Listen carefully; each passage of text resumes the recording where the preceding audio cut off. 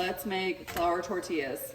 In your bowl, add 2 cups of flour, a half a teaspoon of salt, 1 tablespoon of olive oil, 6 ounces of water.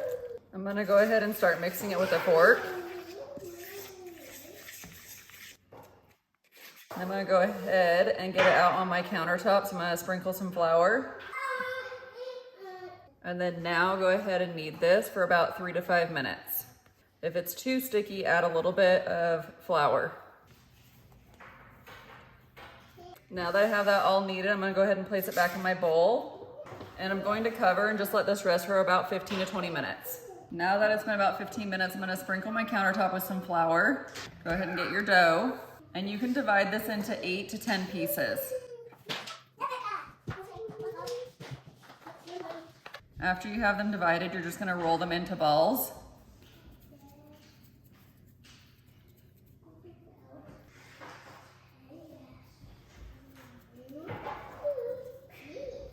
Now I'm gonna go ahead and move these to the side.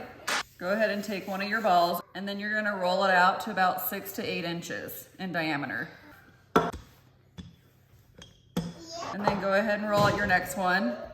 When you're rolling these out and after you have them rolled out, don't lay them on top of each other because you don't want them to stick together. Go ahead and take your cast iron pan and you're gonna heat it over medium-high heat.